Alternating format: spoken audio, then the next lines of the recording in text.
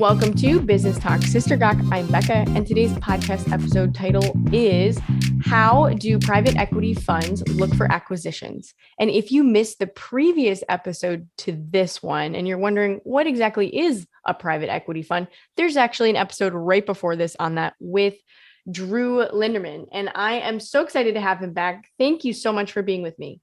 It's good to be back, Becca. Thanks for having me. Yeah. Oh, and you previously explained a little bit about what you do with private equity. And I know that acquisitions are like your sweet spot. So I'm really excited to get into this today. Can you tell me about how private equity funds strategize growth? Yes. So typically they're going to be industry specific with a strategy so they can specialize and help the assets that they're buying. Okay. But they can go a few ways or a few different ways about that. And one of those is like you can have a model where you're buying distressed assets. So think about a business that's struggling, but you really like the location and you think you can do very well there. Meanwhile, they might actually have like, let's call it the bones of the business, all you need to get started. Then you could buy and rehabilitate that. But you have to be structured in a way to do that.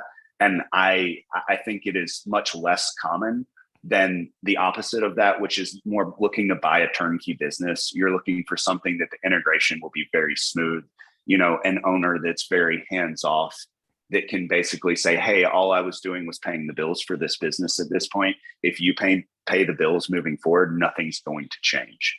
And that is typically the type of strategy that private equity is looking for, unless they go in an industry and are looking very specifically to rehab and have a team to do that. Okay. Yeah. So would you say that like the processes then are the most important part about making sure that is a turnkey business, or what do business owners need to do to build it to where it's attractive?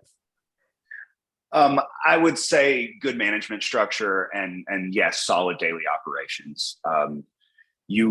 You want less involvement from an owner standpoint so that the day that you buy that business, that it will just be making sure that the staff is kept happy and they don't see any big change. Mm-hmm. Is huge, and actually just getting to where you need to be with that business and getting the acquisition under your belt. Okay. So do you think like when private equity funds look at certain industries, do they pick more than one, or does it depend on the size? How do they make that decision of where to really get into the experience part? It's definitely going to play into size and structure. A smaller fund, I would very much assume is going to be like, say, a real estate fund, something like that, as opposed to Destination Pet actually rolls up to Lendermon Health is the fund. And so that's under Lendermon. There's Lendermon Health and Energy. So it's part of it's a lot bigger structured fund. So they do actually branch out into different industries and different technologies. At the same time, it is structured for each individual industry, not just one group that is overarching everything. It all just kind of rolls up in structure. That might have been a little confusing.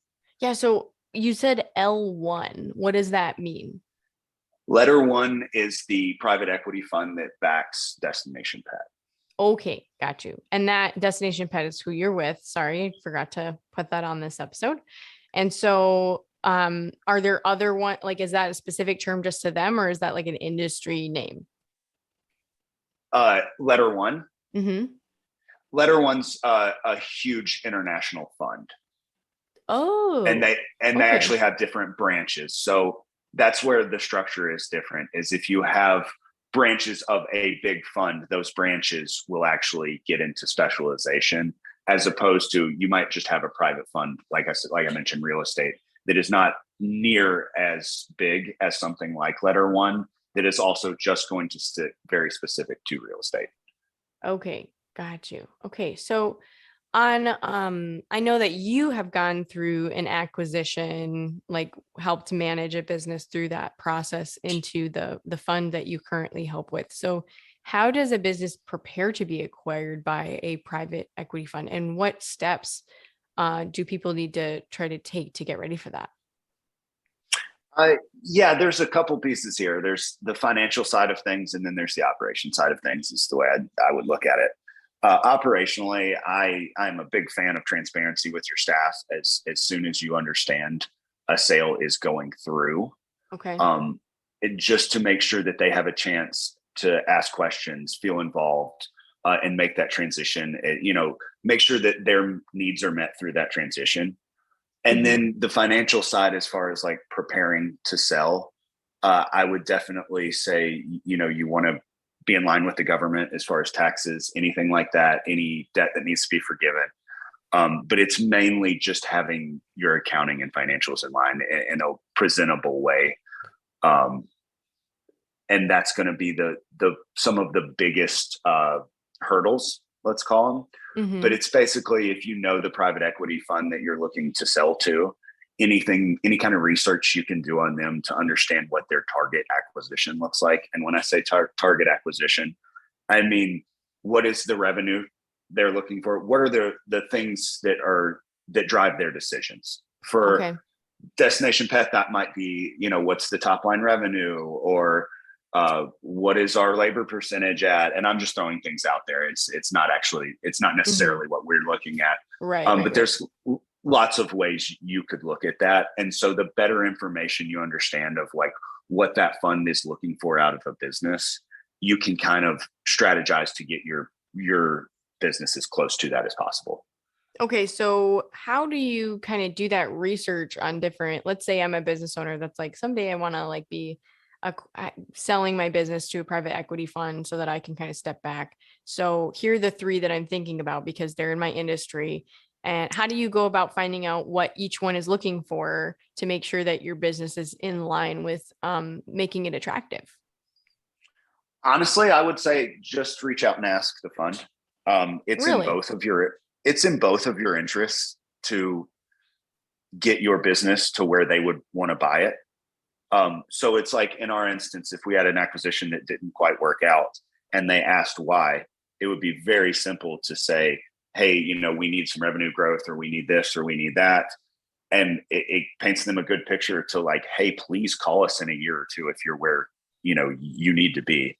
So that's what I would say, is actually try and make contact with the fund and say, hey, here's where I'm at. Here's what I'm looking for, because engaging in that conversation, getting some direction is a good thing. And often you might be a lot closer than you think you need, than you think you are, to being ready to sell. Okay. Yeah. So what do you think is the difference between a private equity fund versus angel investors? Private equity is going to be much more involved on a daily basis. For example, like the us sending presentations to a board, they're going to have a stamp of approval of that, and it is very consistent. And they're going to actually be involved in the driving of the strategy of the business, Okay. as opposed to angel investors who are going to be much more hands off than that. It's more of a, hey, here's your check, go do your thing. Okay. Interesting. Interesting. And I know that both are looking at obviously like the character of the business owner and like the just the integrity of the business to make sure that they're investing in something wise, right? But what happens to the business owner when a private equity fund acquires a company? Does that person stick around?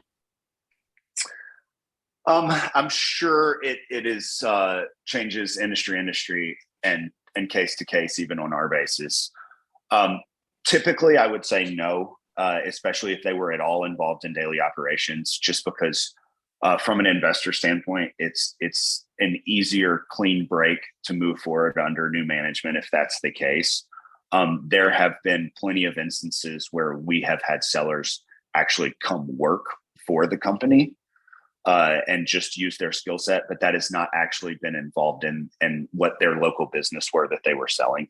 Okay. Um, so, and back to being a good target acquisition, being able to be hands off and making that clean break is also typically a good selling point to an investor.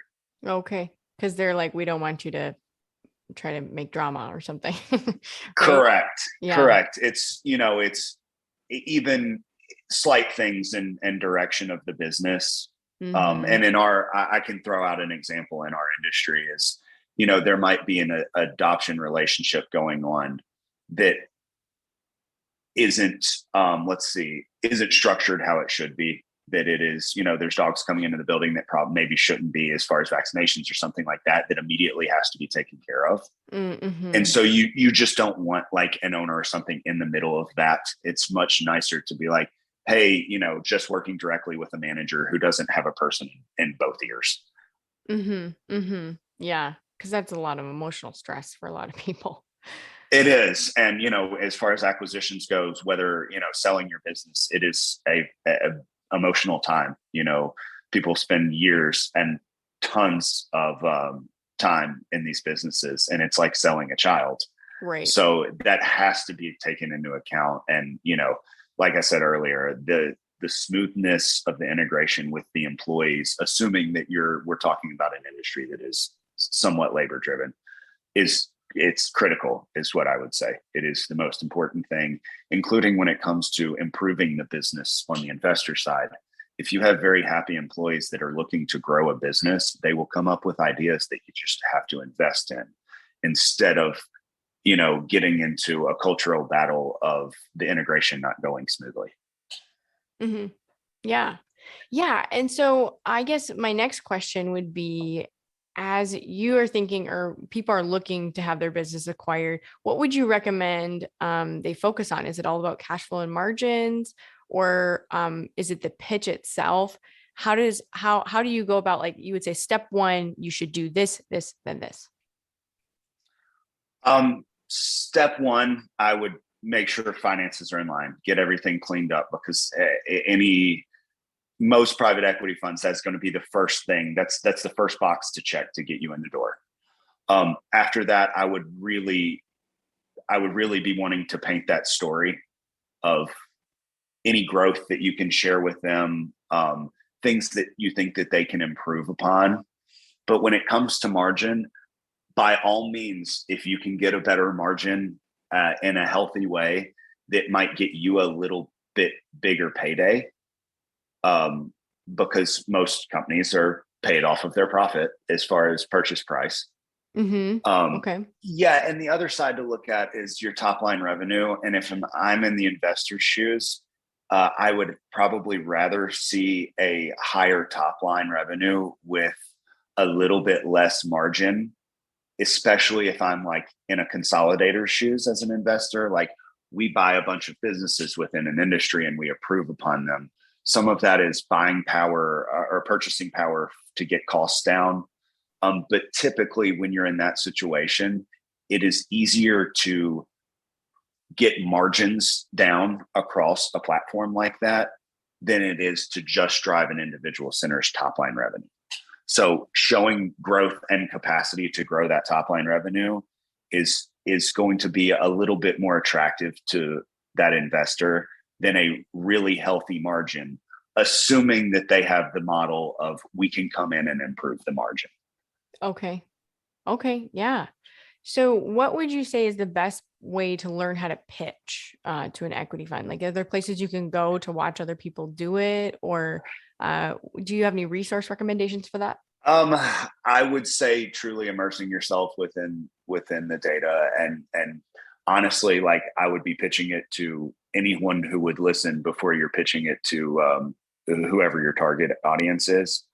I honestly, this is one of the things I learned a little bit of trial by fire and just being immersed in it. So I wish I had a more helpful resource to throw out, but I would still say that, like, experience is king. So the more you can immerse yourself in that and have, if you have a financial friend and you're not the financial brain, have them beat you up around the questions about that a little bit, because they'll get you feeling really comfortable with it.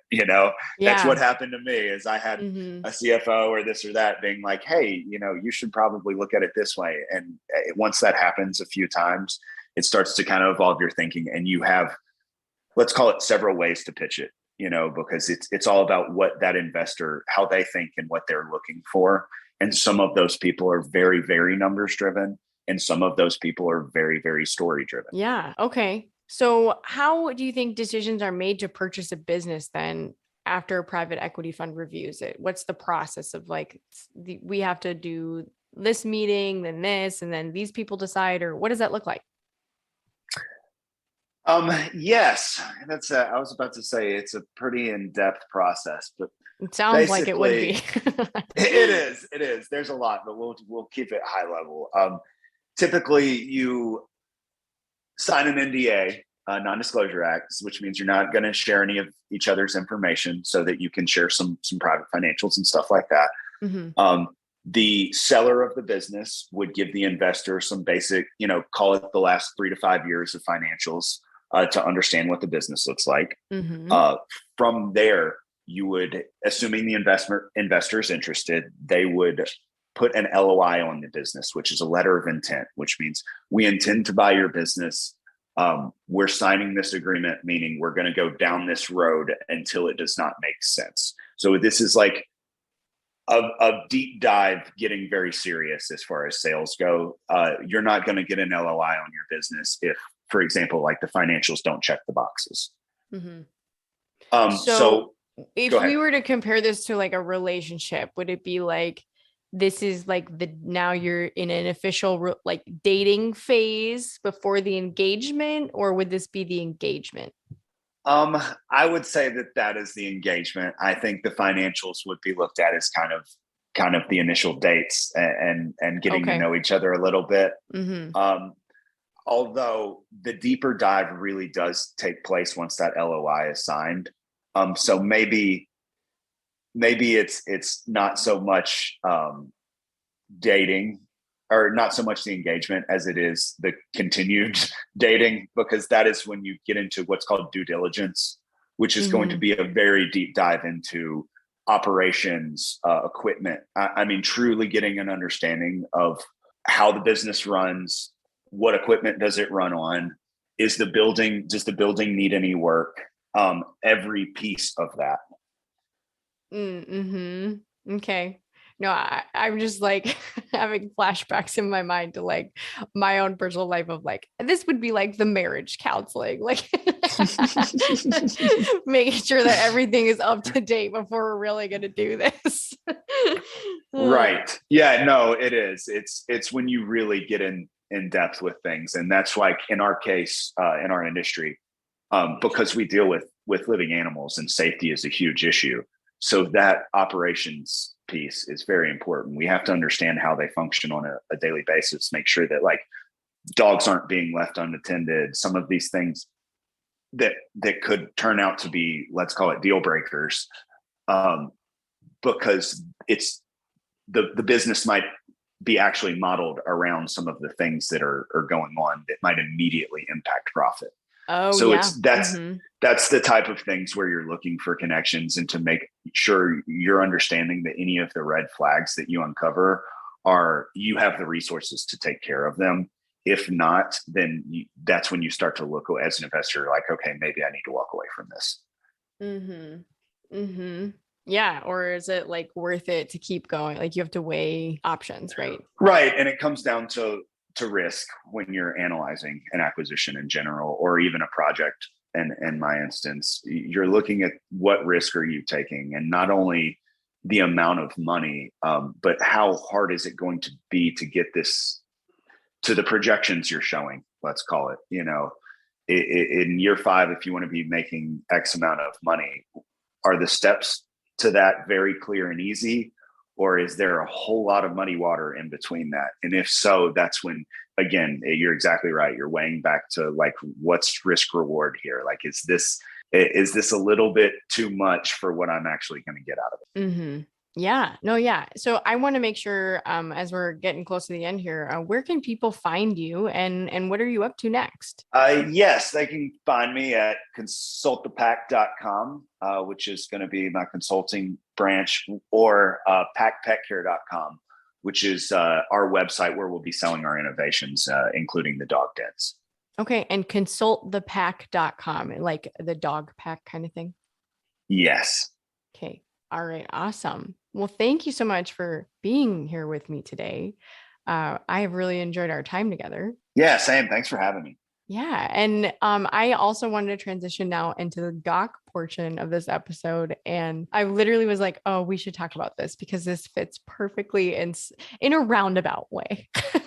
So I'm going to tell you a story today. When we were talking about the marriage counseling piece of it or whatever. And I just remember, so my husband, love him. He's great. He's a very wise man in many areas of his life. But when he was younger, he had never known anything about, going to college, getting student loans, all this. And when we got engaged, we started going to marriage counseling. And we were talking, whatever. And the homework was that we had to go through and write down all of our student loans that we had. So, we wrote them all down, like this is how much we have, and we had a good discussion with the counselor and everything. And we were getting ready to get married, and I was packing up his room to move it into our apartment eventually. And in his closet, I found this piece of paper on the ground. And like, my husband's a wonderful man. He's just not the best administrator sometimes. And so in the piece of paper, like, oh my goodness, I still remember all of the emotions. I'm like, what is this? Like, this is a loan. And here, like, and it's okay to laugh, Drew, like it is okay. And here I had found another like student loan that he had taken out and didn't even remember he had for like another like couple grand. And this is like the worst. Okay, this is the worst part. It was like a 9% interest rate. Oh no. Oh no. I was like, what? Like, I was freaking out. I was like, why would you ever choose that kind of interest rate? Like, don't you know? Like, and he was like, well, I didn't know at the time. My mom just said, sign these papers. And so, oh man, we had to go back to our marriage counseling, and I was just a little bit hot about it. And we're like, okay, so our homework is wrong. We have to go add this extra in there. And like, I can laugh about it now, okay, because we've paid off all our student loans. And we actually did a podcast series on how we did it. So go back and listen to that. Like, it was like last year. But oh yeah, like, let me tell you, that was a little bit more risk than I was anticipating. Right. No, that's funny. Yeah. Oh, that just reminded me of that. So I just wanted to share it with you today. Yeah, no, I appreciate it. Oh, well, if you enjoyed this episode and our conversation, you should give it a review on Spotify, and I will see you next week.